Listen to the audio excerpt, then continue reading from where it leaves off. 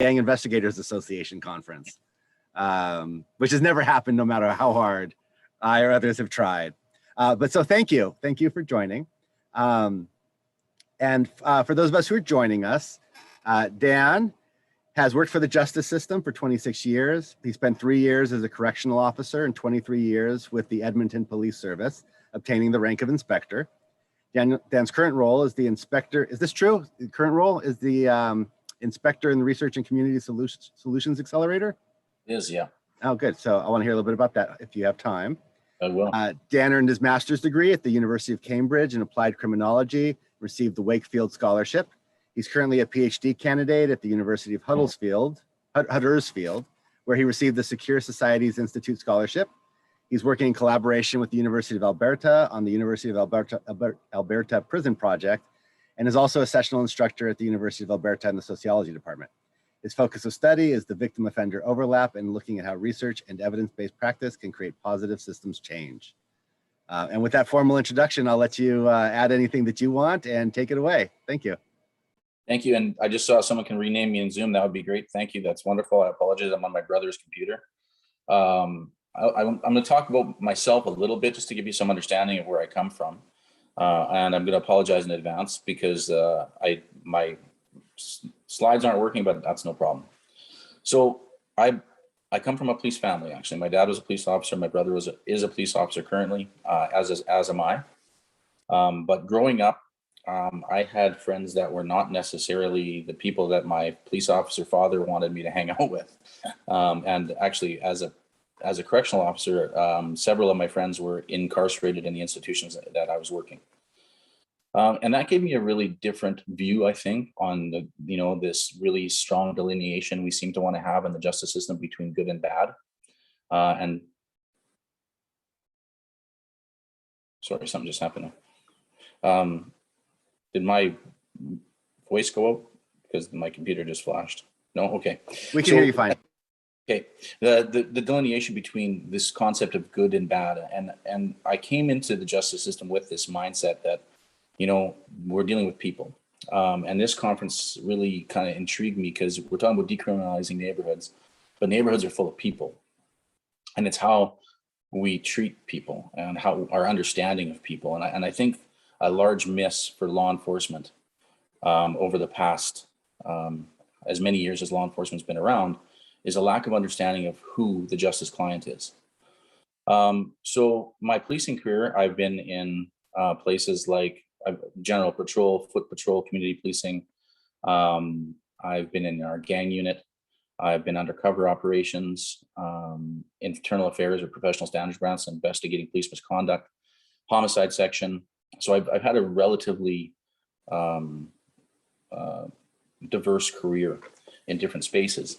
But again, one of the things I kept seeing was the lack of understanding of who the people are that we interact with, and how we interact with them. When I think about things like zero tolerance policing and over policing of communities that over criminalize marginalized populations and often BIPOC populations, we have done a disservice. And I think May of last year and the murder of George Floyd has highlighted something that's been highlighted for years, but has given us, again, an opportunity, hopefully, to make some changes. One of those things that needs to change is the understanding that we have of the justice client. And when you look at the request for reform that we talk about right now, we also had the same request for reform.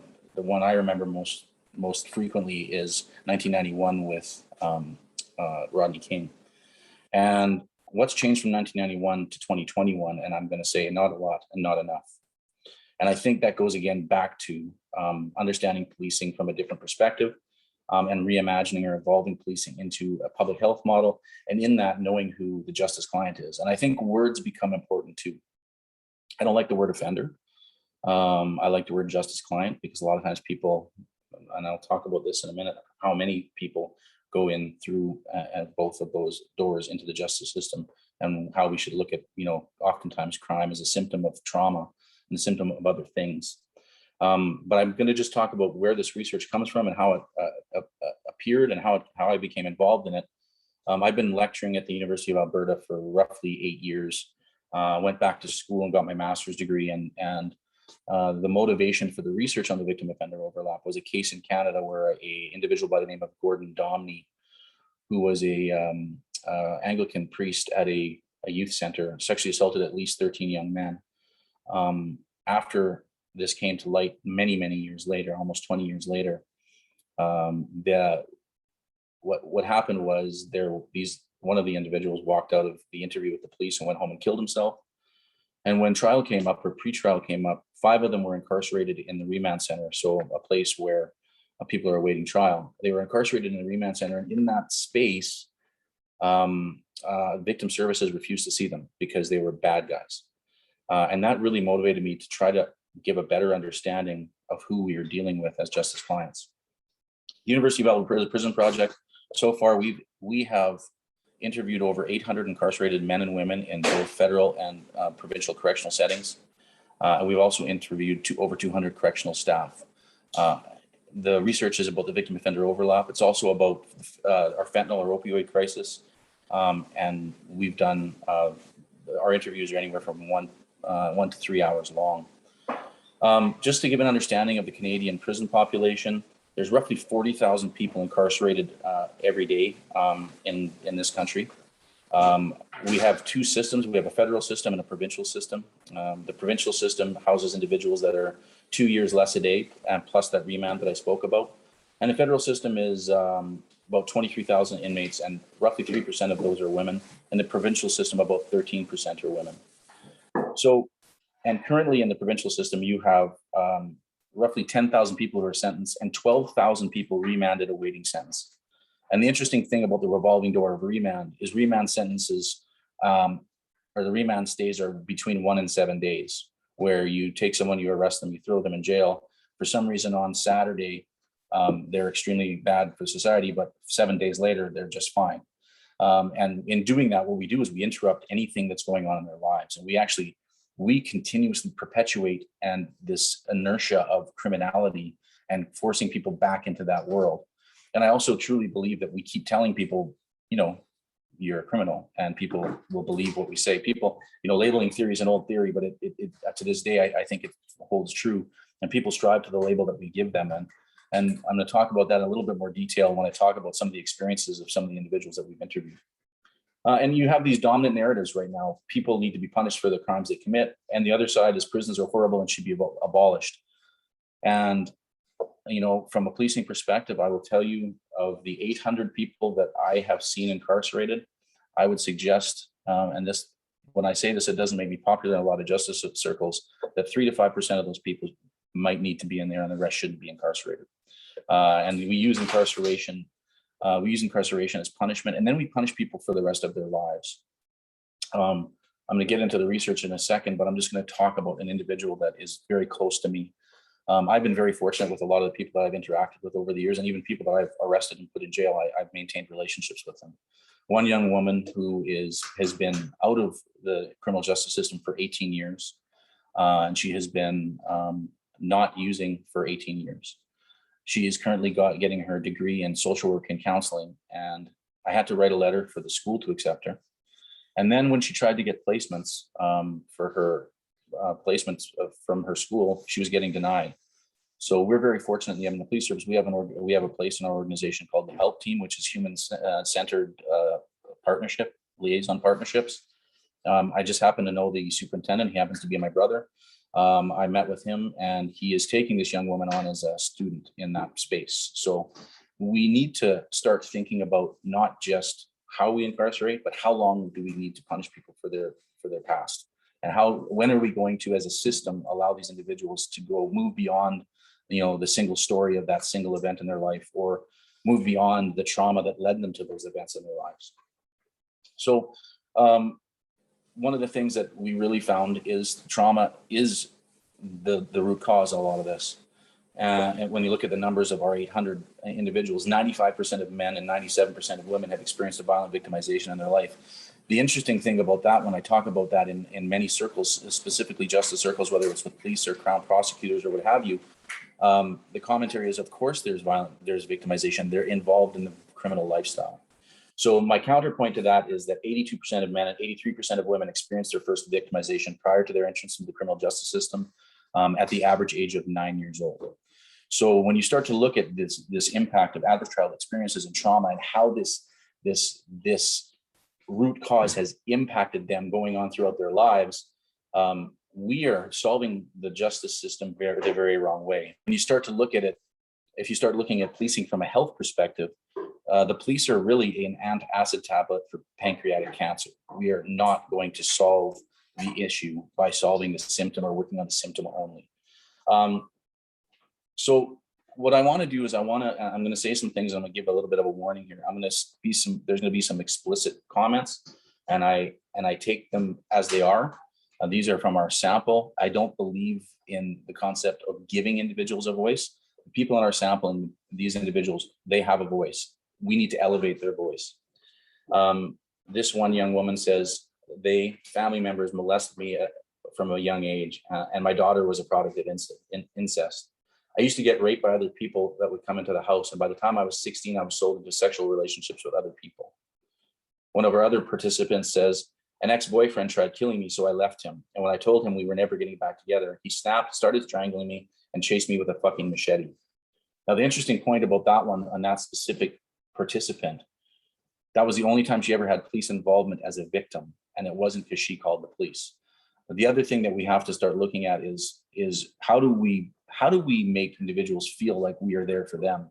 And oftentimes the comments of our participants is, you know what, I just don't think I'm worth the police's time. And people aren't. It's interesting. One of the non-reporting things isn't necessarily about they don't trust or don't like the police. It's that they feel devalued by the system, and the system has devalued them for so long, and we've failed them for so long that they believe that they are the label that we've given them. One of the other ones, and I find this one is a very, very important statement, specifically around all the issues that we have that we're dealing with these individuals. I went to start dating him and kept going back because it was him or homelessness. And I know what it's like to be in an abusive relationship. I don't know how to be homeless. So we are giving people options, or they're giving themselves options, but those options are not safe options. And we have, you get the things like a permanent supportive housing unit gets fought by community members because there's a lack of understanding of the impact that this has on these individuals' lives and the reduction in crime that things like permanent supportive housing bring. These individuals, I will say this, that victimization and trauma was talked about as a matter of fact portion of their lives. They did not one person in the 800 sample used this as an excuse to their behavior. And I think that's an important point to make, because a lot of times the argument comes back when we have these, or the counter argument comes back with that, well, of course they said that they were victims. They're trying to make you feel bad. They're trying to get something from you. These participants were actually given nothing. Both correctional ministries that we worked with would not allow us to put even money in their canteen. These people came fully voluntarily, and oftentimes would tell us stories of their lives that they've never told anyone else before, because we were a person that was never going to judge them and likely never going to see them again. And one of the other comments that was very, very prevalent and very, very constant was most of them had the worldview, I did the crime, I'll do the time, which again goes back to when we look at the early age and the tender age children that these people are, oftentimes when their victimizations are occurring. Now, I touched on housing.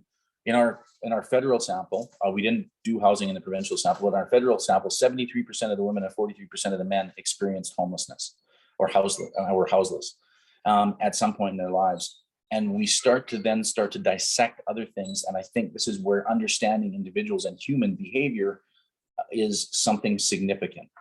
One of the issues that we got a lot from a lot of our women sample, the women in our sample, was the necessity of drug use for safety. I need to use meth so I can feel safe on the street. I need to use meth so I don't get raped. And when they enter the prison system, when they entered, whether it's remand, they say, "Oh, I was so glad to be in here. I don't have to use drugs anymore." And that is counter to what the vast majority of individuals and justice actors think, that we oftentimes, and I put myself in that category from a justice actor perspective, think of these people as the drugs as their goal, when oftentimes the goal is safety, or the goal is self-medicating to address a trauma that has occurred to them in their lives, and they are trying to mute that trauma in some level, and nobody is listening to them and nobody is helping them. One of the young women in our sample is a 34-year-old woman, Indigenous woman, spent her vast majority of her life in care, was sexually assaulted on a regular basis by her foster care father, as were all of the young women in that home. What happened was she had no criminal record until her 34th year.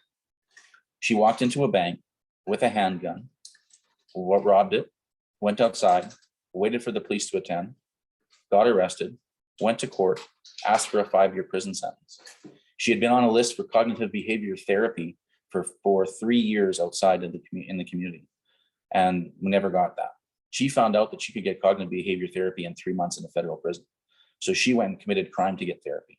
Now, if that doesn't tell us that our system is broken and we need to do things differently, I'm not sure what does.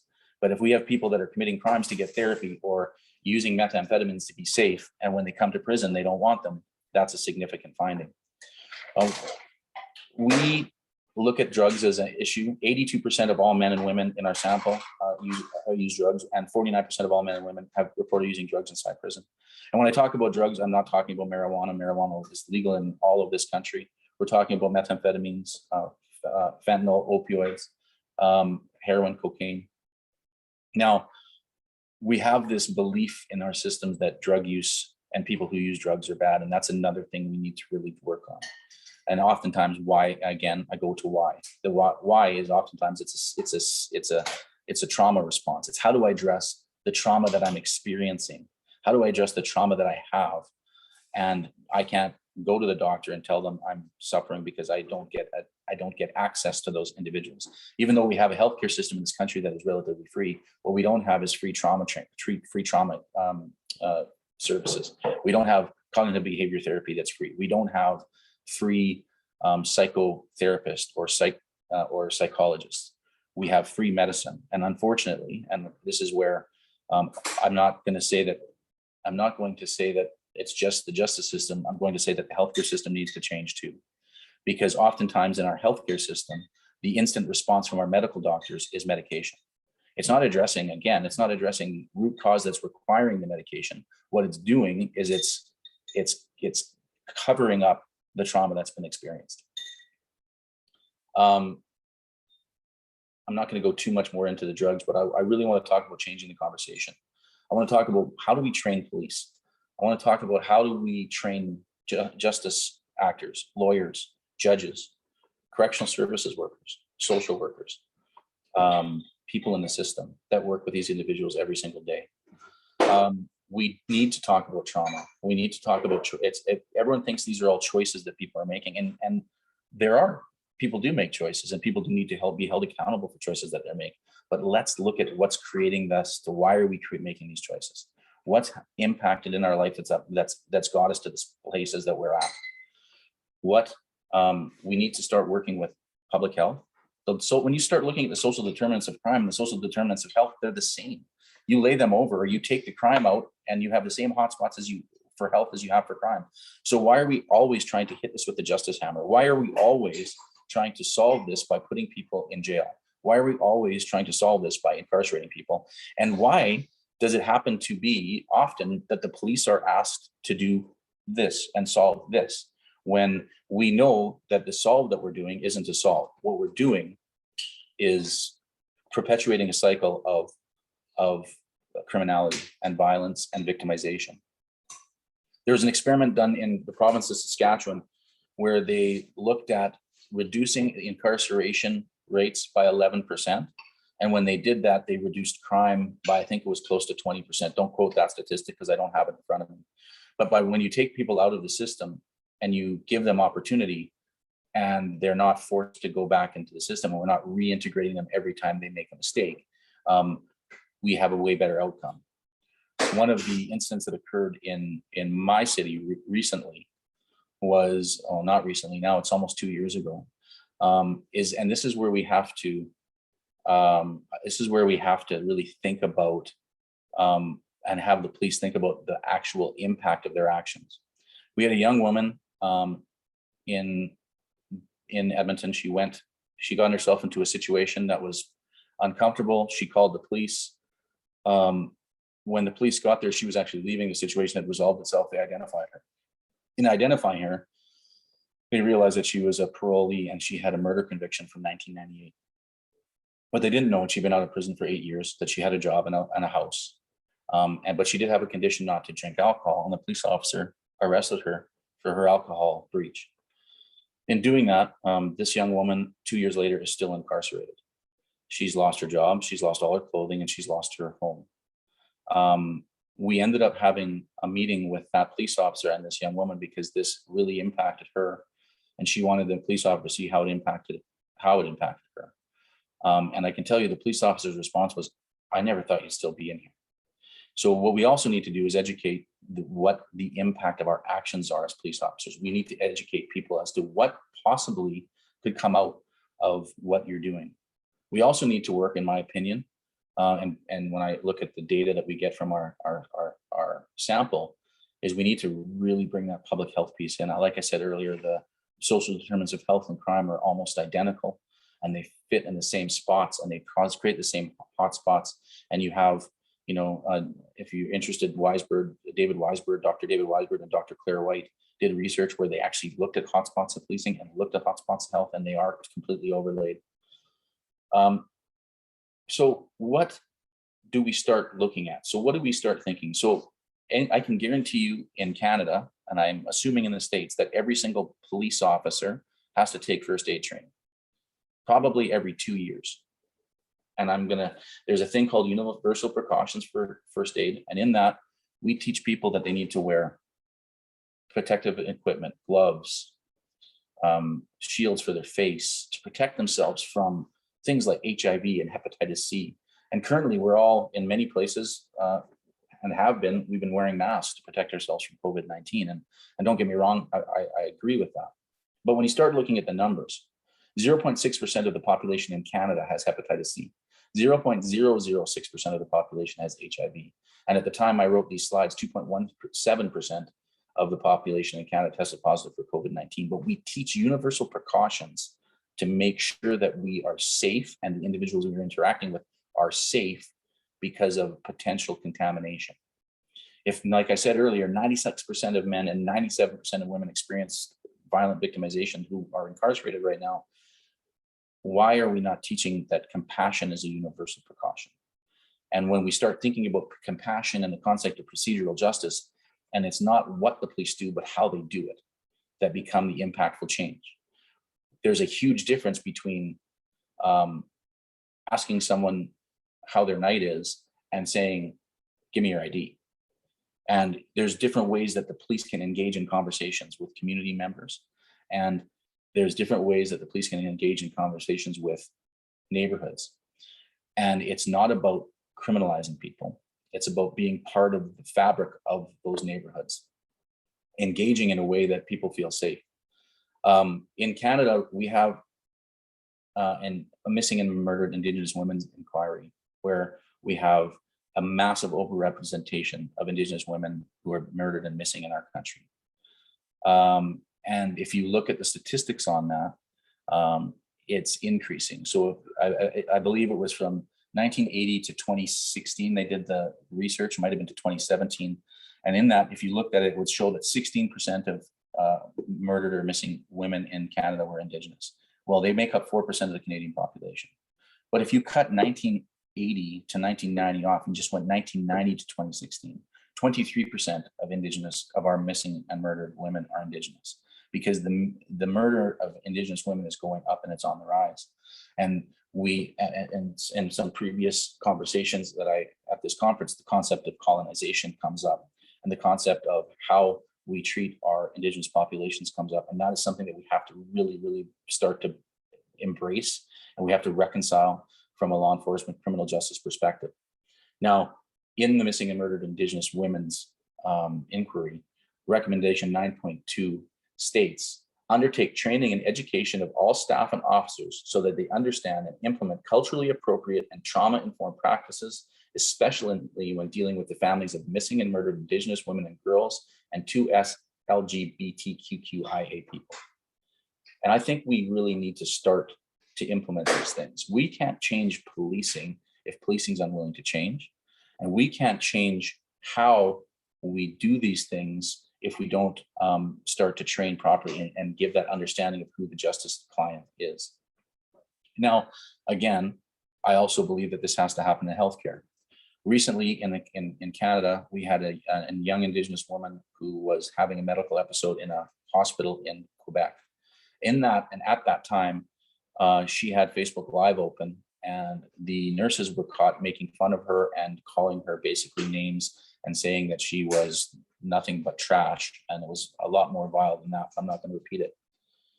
And that woman died during that interaction. We need to start to see people for who they are. We need to start to understand the intersectionalities that happen with women and race and Black, Indigenous, people of color. And we need to understand, how do we educate and inform our justice system and all of our systems to this topic? The other place is education. So in Edmonton, we have had the pleasure of research done by an individual by the name of Sarah Thompson from Ryerson University, as well as Sandra Basarius from the University of Alberta, where the two of them researched the Somali diaspora in Edmonton and the experience that Somali community had. They interviewed just over 300 Somali youth between the ages of 16 to 24, and they looked at their experiences with systems. 23% of the youth that they interviewed said that they experienced bias or racism from the justice system and police. 85% said they experienced bias and racism from teachers and other school staff. So if our safe spaces aren't safe, and then people are expected to be healthy, why are we not educating everybody that works with individuals on the experiences that these individuals have? And the concept of compassion has to be going around and around and around, and we really need to start to focus on that. So some of the massive failures that we're seeing, and we're seeing from our data, and I'm seeing from spending my time in the justice system, is lack of stable housing. Now, the concept of housing first is an interesting concept, but it doesn't work for everybody. If you have comorbid mental health issues and you have substance use issues, giving a person a house isn't going to solve it. In fact, what you're actually doing oftentimes with that is you're actually putting a person at high risk, because one of our highest risk individuals for overdose, specifically around opioids, are recently housed individuals who still have opioid use disorder, and it's unchecked. So we need support. We need supportive housing. We need places that individuals can go to be safe. We need to have housing that is stepped and changes and transitional, and housing that can happen quickly.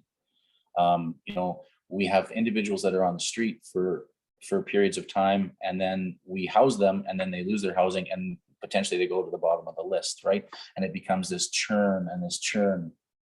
The other issue we have when people get housed is we don't have enough support for them to work with them in relation to how many people do you have over, what do you, I was literally on the phone just before this call with a young woman who I've been working with for years, and I've known her for years. And she made, in her own words, the mistake of having some people over and then she slipped and started to use. And this goes to another point that I need to make when it comes to how do we address people who use drugs, is why do our systems often make them feel so much shame because they relapsed? Why do our systems make them feel like she feels, I literally talking to her, she is devastated in herself, and she feels like she's not worth the help again. And for whatever reason, a lot of our treatment programs for substance use disorder, and it's their shame-based treatment. And again, they're not treating the root causes. Now, I know this young woman's story. She's actually come and spoke to the police with her story. And I think that the most impactful way that we can have police and justice actors understand is actually hear the stories from individuals, not from me talking about the stuff I've researched. We have had this young woman into police headquarters. She's done a video for us, and she talks about her life. And when she is up there talking, you can watch the jaws of the police officers drop, because all of a sudden she's more than the moment in time where they arrested her for trespass, prostitution, assault. She's a human being who's gone through untold traumas that have never been addressed by our systems, and she's never been given an opportunity to succeed. So that stable housing piece becomes a significant concept. Lack of personal security. We have in our city, the city of Edmonton, I'm sure most of you may not know it. It's the farthest north major city in the world. It's a population of just over 1 million people. We have roughly 2,000 people that are homeless or unhoused. And in that, we also have weather systems that recently, and I'm not sure what this is in Fahrenheit, but it was recently we had a week where we had temperatures either nearing or over 40 degrees Celsius. And there will be weeks in the winter where we have temperatures nearing and under 30 degrees Celsius. So we have this extreme spectrum of weather, and individuals are expected to be, how are you expected to be safe even from the elements in those circumstances? How are you expected to be safe when it's 41 degrees above and it's 35 degrees below? So that personal security from the elements is one thing.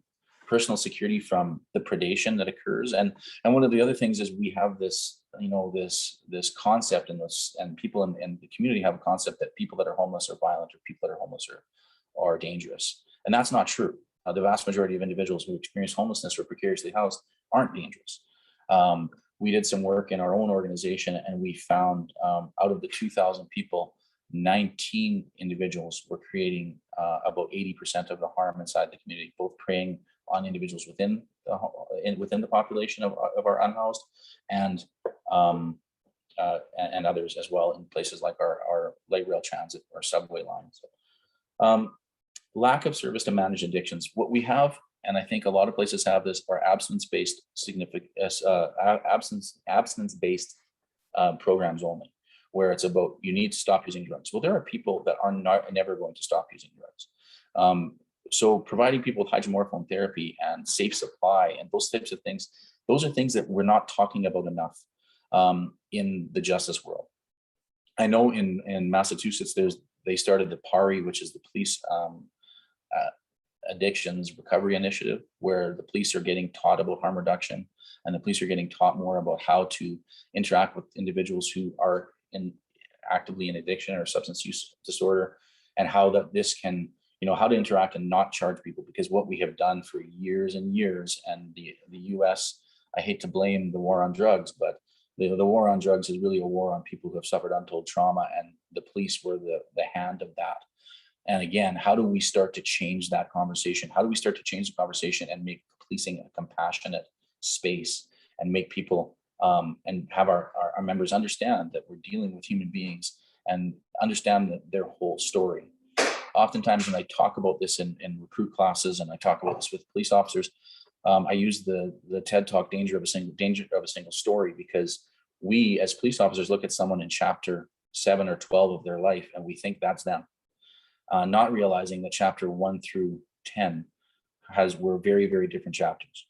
That the experiences that they had and the person that they are, and and get past it and wait till chapter 12 and realize that these are human beings that bring more into your life than you can imagine. And I can tell you from my own personal experience, like I said earlier, I'm very fortunate to have relationships with individuals who I have unfortunately incarcerated. The one young woman, I would love to have her and I used to present, but she's moved. Actually, she lives in the US now.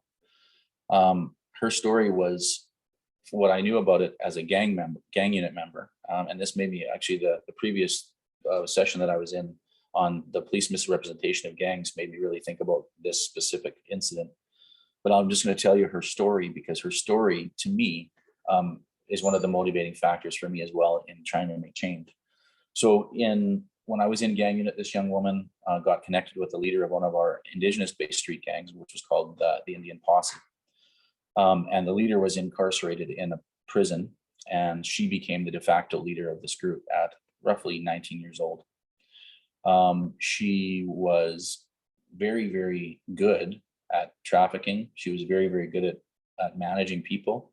And I ended up arresting her for conspiracy to commit murder.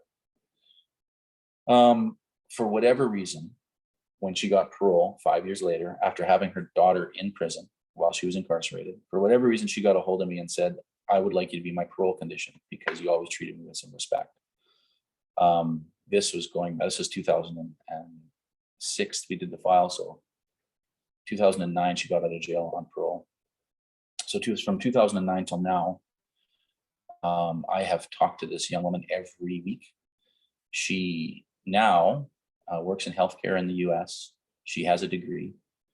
She has 3 amazing children. She has an amazing partner, which is interesting.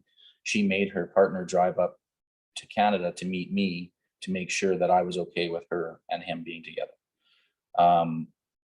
Because when we start to get into the history of this young woman, her mom died when she was 12, hit by an impaired driver.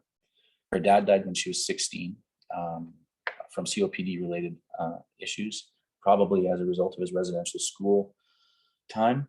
And she became the de facto parent to 5 young boys. Now, I'm not making excuses for her involvement in the gang life at all. But what I will say is she is absolutely one of the most beautiful human beings that I know. She has impacted my life in ways that other people never have. And my wife laughs because I will say I love you to her when I get off the phone with her. And she really is she's family to me. What she taught me and what others have taught me is that these are not rare circumstances. What it is this is a common circumstance. And we have just, as justice system actors, we rarely give people those opportunities to have those relationships or conversations. And the other thing that we fail to do, I think, when policing, is we fail to let police officers see people after success.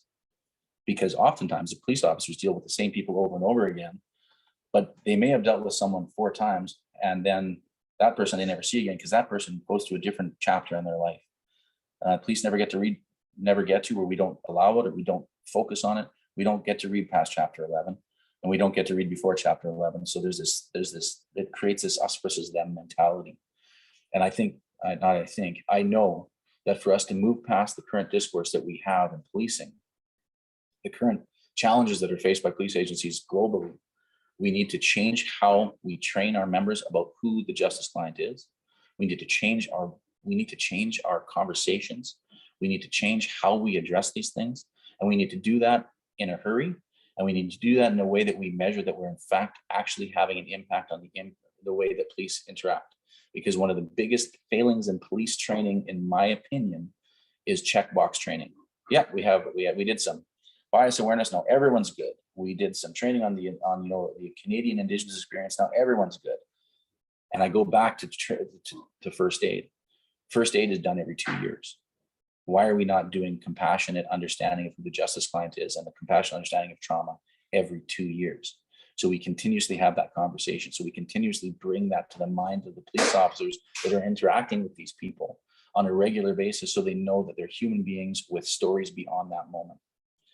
One of the other issues we have is that we have a lack of services to manage substance use disorders and addictions. Like I said before, we have one single lane of focus of treatment, abstinence-based, oftentimes, NA, AA, those types of things. Where's the therapy to address the root cause? Where's the therapy to address this is a symptom?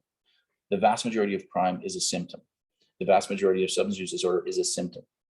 Where are we going to start thinking about how do we address these root causes, and how do we treat the justice client in a way that we work for better human-centered outcomes and give them an opportunity, the individuals that we interact with, an opportunity to participate in their success, an opportunity to participate in their recovery, or whatever you want to call it, an opportunity to have them have a voice. And that goes to some of the concepts of procedural justice. The participation or voice of people in those systems allows us to do a significantly better job with individuals. Another issue is the lack of services, and this touches on the concept of substance use disorder. And I don't know why within the DSM, substance use disorder is listed in there as an actual diagnosable disorder. Why we keep separating substance use out of health, and we make it something totally different. I think it's because we've not taught people to be that. We've not taught people to think about that. But then again, when we start to go to issues around mental health and mental wellness, there's not the services for that either. And those things can be linked or they can be separate. And one of the things that you're seeing, and there's research that shows this, that the police systems currently you're seeing a reduction of stigma when police officers identify with having post-traumatic stress injury, but you're not seeing that go out to the community. So somewhere along the way, again, there's this wall. Well, because we, the police, experience this trauma, we are allowed to have this injury. Yeah, you're not allowed to have this injury. When I can tell you, listening to 800 individuals speak about their trauma histories, I can tell you that the individuals, what they've experienced, I know what I've experienced. I know that I have post-traumatic stress injury, but I also know what they've experienced, and I don't know if I could be as resilient as these individuals. And I think that's something we also have to talk about, is the resiliency of individuals who find themselves in the justice system and survive. The resiliency of the Indigenous communities in Canada that have survived, years of policies and procedures and systematic attempts to dismantle a culture and destroy a culture based on our policies and procedures and how we were built. The resiliency needs to be celebrated. And finally, difficulty in obtaining medical care. And we live in our country, in Canada, we have a relatively good medical system that is free, but it's not always accessible. And we need to find ways to make things accessible for people. People need to access things. And it's really easy for me as a white male police officer to access medical services. It's not necessarily easy for an individual who is precariously housed or houseless to access medical treatment for wound care. In fact, we had a situation in Edmonton with an individual who it was, again, you go back to that 30 million degree below weather, 35 degree weather. He was experiencing homelessness for a long time, but his toes got frostbitten this year. This was in 2019 or 2018, to the point where they actually had to remove his toes. And then they removed his toes and let him out of the hospital. Let him out of the hospital back into cold weather with no place to stay and no way to do wound care, resulting in his infection becoming gangrenous. What ended up happening is the police officers, the beat officers that knew him very well, they arrested him for public intoxication to get him out of the cold, and then advocated for him to get into a hospital until his wounds were healed, because the articulation that the members gave, which I think was pretty smart, was what's the difference between him being suicidal and we put him in for what's called a Form 10, or him not taking care of his wounds and going to die. So they were able to address it with the healthcare system here, but it's pretty. Should the police be advocating on behalf of this individual for healthcare and his life, or should healthcare not release somebody into that situation when you know that wound care isn't going to be taken and isn't going to be there? And when you look at all of these things, and you look at all of the stuff that we've talked about, again, I'll hit this nail every time I can. Woven through this is trauma.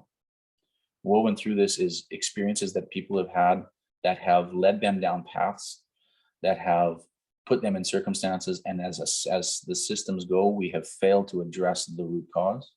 We utilize a justice system and incarceration as a method of making people, I almost suggest making people pay for what they've done.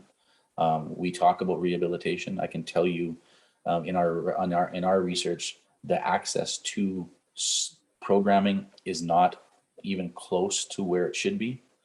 And I will tell you, there is just a shout out to an organization that we work with, Native Counseling Services of Alberta, is a community organization that actually runs 2 federal prisons, but they're run by a community organization. So it's not for profit. This is a nonprofit organization that runs 2 federal prisons.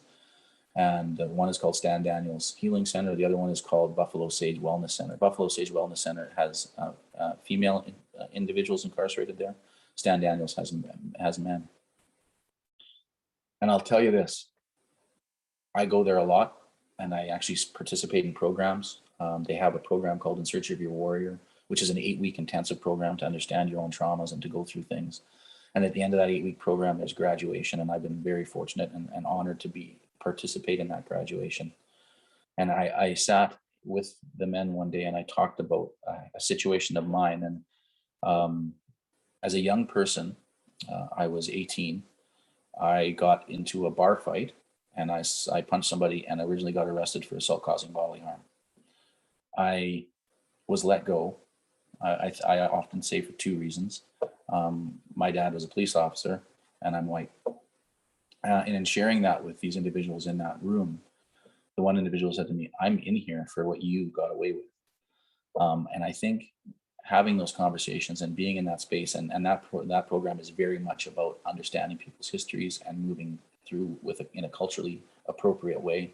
And the individuals that are the justice clients that are housed there are the experiences that they've given me and the benefit and the honor that I've had spending time with them just continuously drives my desire to try to change how we in the justice system see justice clients and how we need to interact with people and how we need to check our biases, learn about bias, and learn about the human-centered design to make things better for everyone. And with that, I will stop talking and ask and see if there's any questions. So I would like to go first with questions. And then maybe also we could hear from Nora, since she's been kind enough to be sharing her thoughts already in the chat. So one of the hats I wear is I'm a commissioner on the Probation Oversight Commission here in Los Angeles. And one of the things we're working on is trainings. Because I'm kind of in the department, kind of out of the department, I'm lucky enough to have some pretty candid conversations, especially with our juvenile detention officers. And what I find is there's a significant number of them who have really hostile reactions to the idea of understanding their clients. And I've seen it in outside of probation too. I mean, it's something I've seen in law enforcement in general, that there is, they want to think that there are people who are monsters. They want to think that there are people who are just bad, and that any attempt to explain that is to rationalize it or excuse it. And it's such obviously dehumanizing behavior. I mean, the word monster, right? That it doesn't hold up to any sort of objective scrutiny. And what I have found in my life and working with people is when you find somebody who will tenaciously hold on to an irrational idea, it is their own trauma response. Or it is their own response, if not to a traumatic experience, to ongoing stress or some other mental health, what could be diagnosed or pathologized as a mental health issue. So in your experience, why do you think so many people have such a hostile reaction to, because I'm sure you've experienced this, to humanizing the justice client? And can you share some ideas about, what is maybe a culturally relevant curriculum for police officers, for the culture of police officers around these issues? Or maybe you just showed us an example of that. But I'd like to know your thoughts on all those issues, however they come out. Yeah, that it's a little bit of both. And there was actually one thing that we did about 2 years ago. We started it, and we did a thing called the Compassion Series, and it was a group of individuals with lived experience, and we put it out to what's called the EPSNet, or the Edmonton Police Service Net, the internal thing, and it was videos of 3 individuals that told their stories of their life and their negative impact with police. Some had positive interactions at times, but it was mostly negative, their trauma. And I was really expecting what you just said to happen, was a negative impact, negative reaction on that. We got an overwhelmingly positive response on that. We actually had a bunch of police officers, and even some, and I'll use the word crusty, some of our crustier members that are oftentimes on EPSNet with comments that are not appropriate, saying, why haven't we had this before? And how come we haven't got to see this before? And then we need more of this, which I thought was interesting. There also is the reverse of, you're making excuses for people. The individuals need to be held accountable. They need to be punished for their behavior. So that's the negative side. And you're right. And I think what happens to me is it becomes the internal, I think it's an internal thing where if these people aren't really bad and we're locking them up for periods of time that are pretty extensive, then what are we doing? And if that locking up of people doesn't actually reduce crime and in fact maybe increases crime, then what are we doing? So we start to question the fabric of what we do here. And I think we have this, I think that's where that negative reaction comes in, the idea of good versus bad, and it becomes really easy to do this. And then one of the things that I see on LinkedIn all the time is the vilification of George Floyd, right? And I see this often. I see that they listing whatever his charges were, and I keep saying to people when I have these discussions with them, because I have people have done that vilification with me, not saying that what Chauvin did was right, but vilifying George Floyd. And I'm like, first of all, why does it matter? What does his history matter in that moment? He was murdered. It doesn't matter what he did. He's a human being who has a child, and that's where we want to focus our single linear thoughts on these individuals so that we don't feel bad about the system that we're working in. And I think that becomes a challenge, because I spent 27 years in the justice system, working in the justice system. And I can tell you that I believe we need to reform and evolve the justice system. And I can also tell you it's very difficult to dismantle the master's house with the master's tools, like Audre Lorde said. But that being said, I will keep trying my entire life, and I will try to keep winning people over. And oftentimes what I found is I go, let me show you a picture, and I'll take a picture of the young woman I told you that now lives in the US. And I have pictures of her and her family and her kids. I'm like, tell me, do you see a gang member in that picture? Because what I see is a beautiful family.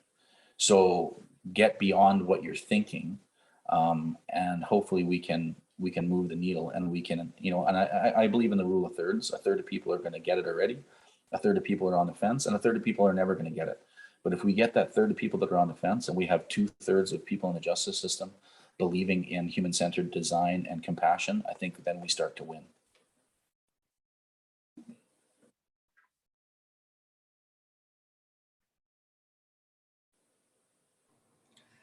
So we have about 20 minutes left.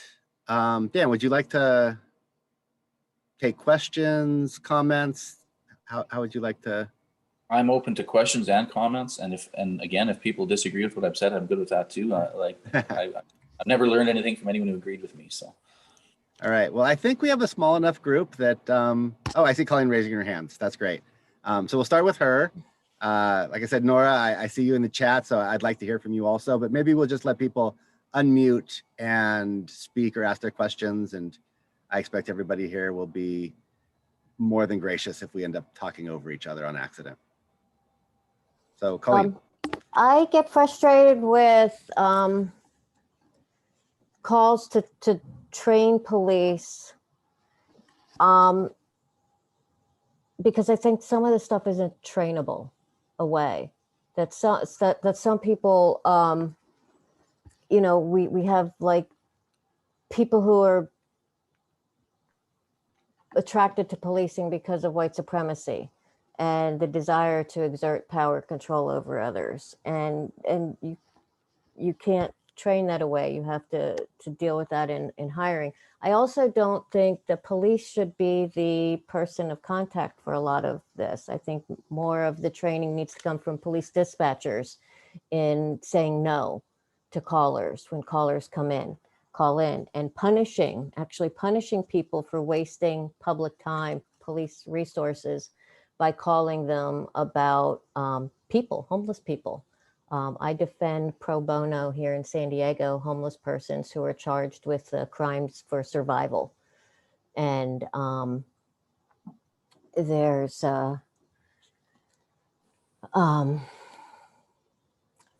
just a lot of, I'm working against a lot of systems in place in which politicians and others cement ideas in people that homeless people are, that this is a choice that they've made, that they don't want to be in a home, that they've made bad life decisions and they now must pay for those life decisions.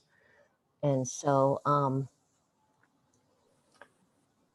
I would have switched the focus around to the contributions of society, and the role that society plays. Yes, the individual has been held accountable, but what about society, holding society accountable for putting the individual in that role? What does that say as a society, that we're okay with In Edmonton, 2,000 people living in the street. In San Diego, 8,000 people. I think that reflects poorly on our leaders that they can't put these people in housing. And so I think we need to focus the direction away from the individual and onto the society for societal accountability for their choices that they've made. It just got revealed in San Diego. We overspent 1.18 million in providing showers to homeless during the COVID. And so where are the stewards of our money that are making sure that the money's going in effective ways and not down the drain, and stuff. So you brought up the point, Mr. Jones, about housing first not maybe being the right approach, and maybe we just have different understandings of housing first. I see housing first as not separate and apart from permanent supportive housing, that we place them in housing first instead of services first, that we don't require they jump through all these hoops to prove that they're worthy of that housing. But everybody is worthy of housing. The housing should be judgment free. I agree. You're a person and you get housing, and then you need other supports around you to keep you in that housing. We layer those on after. So that's my view of housing first, and criminalization is directly counter to that. Criminalization is, we're going to punish you for not having the housing we haven't given you.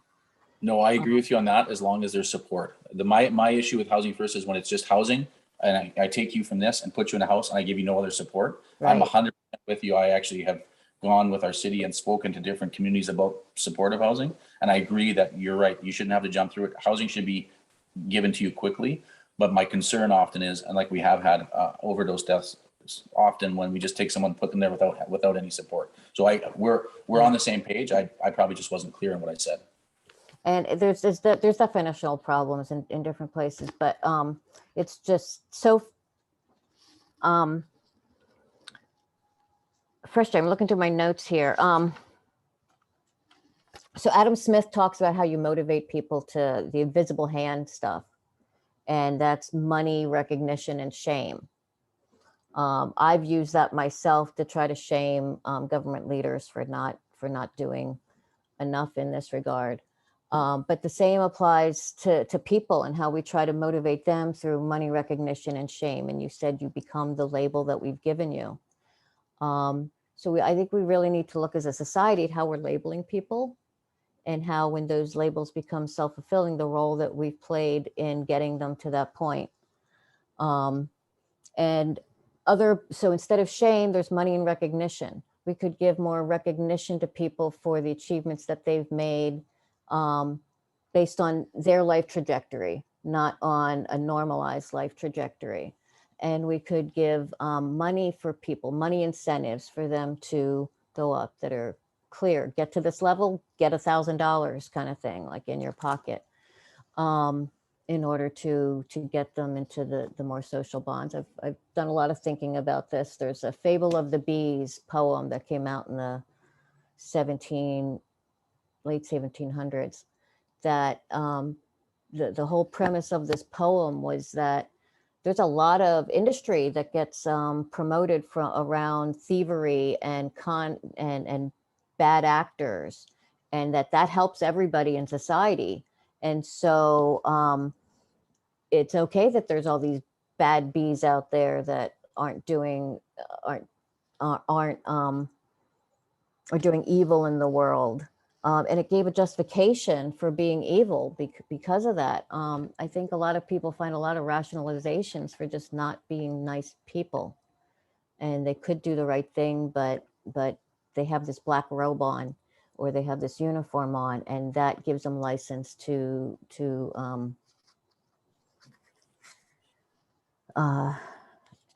be not so nice. So we need to change hearts and minds. I think a lot of these myths that get promulgated help political campaigns get won, but they cement stereotypes that aren't true. The belief that most homeless people have drug addiction, the belief that most homeless have mental issues, the belief that a lot of homeless don't want homes. And So I think it's incumbent upon our political leaders to correct those myths, to hold the community accountable for their role in promulgating those myths and in turning police sources to bear. I'd like a system where they call the police and the dispatcher says, well, the person we're going to send has a gun. Are you okay with assuming liability if somebody gets shot as a result? And when the person goes, oh, no, somebody shouldn't get shot. Well, then would you like to consider one of our community partners, non-armed community partners instead? Here's a referral. So put the onus on the person calling that it's going to fall back on them if someone dies, and do they want that responsibility? And maybe they don't, and other alternatives can be considered. So thank you for your time and allowing me to get up on a soapbox. Thank you. Just something just for your information. We're actually in the middle of looking at co-located dispatch in this organization, where we're looking at having mental health professionals there with us. We currently actually work with REACH, which is a community organization that is connected to two of our very Bissell Center in Boyle. And we actually send out, oftentimes it's 211 rather than 911. And we send out services, support services that go and work with our homeless and unhoused communities so that the police don't go there. And then we also have the Human-Centered Liaison Partnership, where we have a police officer partnered with a social worker. And the whole goal of that is off-ramping and making sure that we are not using the justice system. I can tell you from our organizations, and this is not me as the researcher, no, this is me just talking from a policing perspective. Our goal is less incarceration, safer communities. And that's really what we're working at, is trying to reduce putting people into the justice system that don't need to be there. Because often, like you said, it's survival crime or it's symptomatic of other things, and it's about doing things differently. So yeah, 100%. I love that concept. We have 3 different policing approaches here in San Diego. We have the HOT team, homeless outreach team. We have PATH, partners, I don't know what that stands for. And we have the quality of life team or neighborhood team. And it depends on who's invoking. So HOT team is social oriented, and they'll go and say, do you need any services? No, I don't. Thank you. See you later. And they'll leave them alone. Not very non-intrusive. PATH is a new thing that just started that the public defenders proposed. And it's mental health professionals, nobody armed, no police. And the third is this neighborhood quality of life team. And either these people are selected because they enjoy dehumanizing, or they quickly learn on the job how to dehumanize. And these are the people that are called when the wealthy community activates through an app, Get It Done app, that's used to report on broken potholes, broken streets and streetlights, also used to report people. And the police are really invested in letting the wealthy in our community know that they'll do whatever they want to get these poor people removed from their view, and criminalize them. And so you have one, so they do this PR, the police do, like, we're doing great things for the homeless. But then on the same police agency is doing these terrible things as well, negating all the good that they might do, but they can trot out different talking points for different crowds depending on where they're at. And so I'd like to get rid of the dehumanizers entirely. I noticed that Nora had a lot in the chat. I didn't see the chat before, so I'm gonna kind of just look at that. Your question about what do I think about defund the police? I think, you know what's funny? I think it gets people in a visceral. It gets people to have a visceral reaction to it. I think when I hear I talk about, and the organization I work for talks about demand reduction.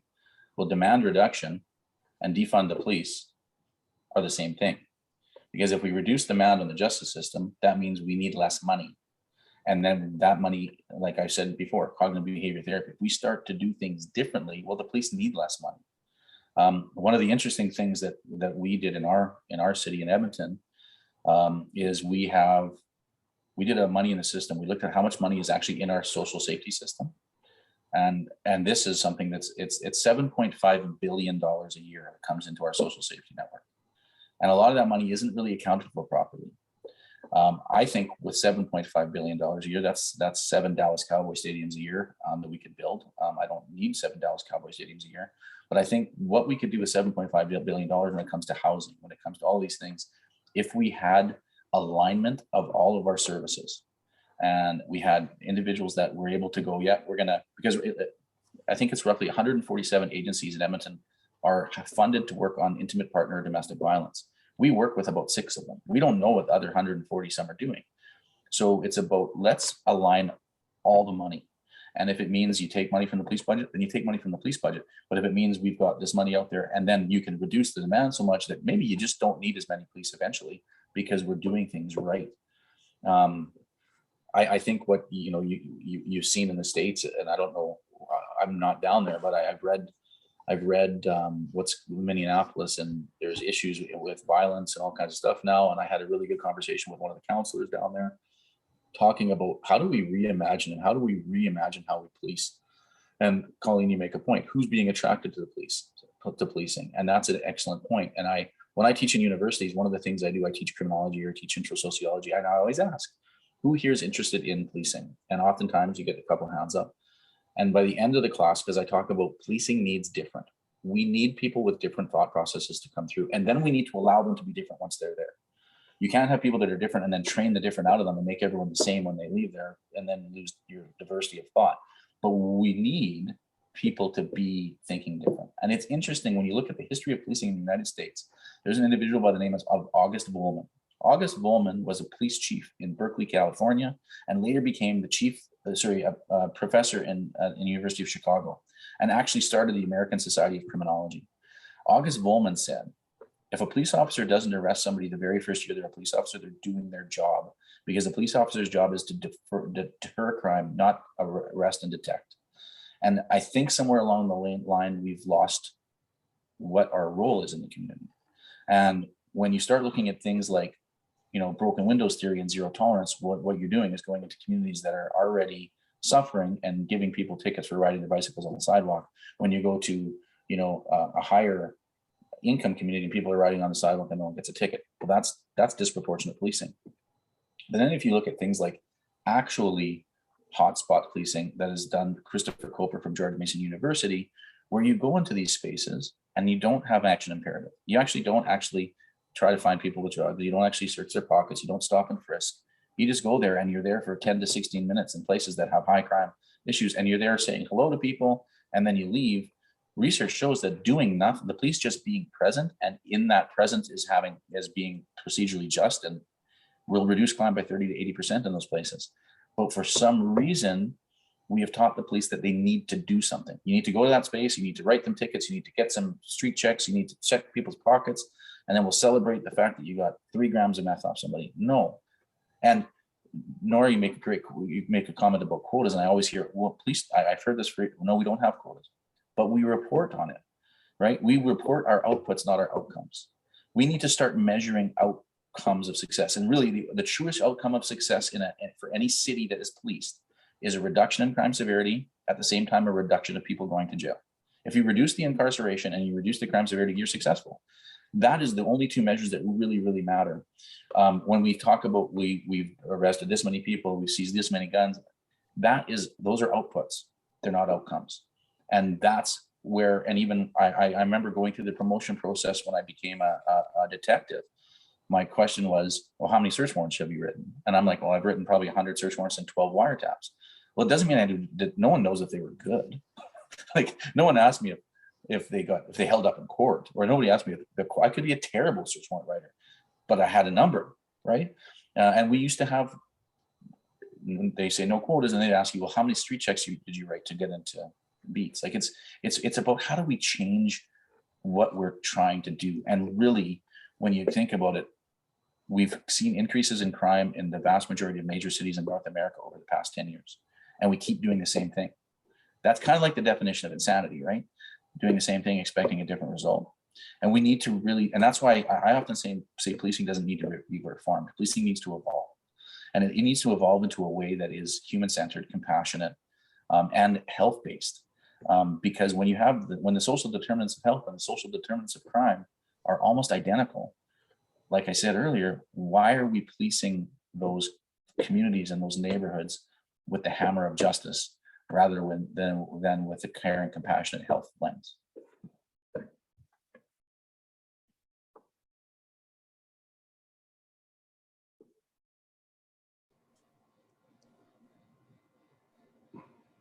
There we go. Well, we're out of time. I want to thank Dan for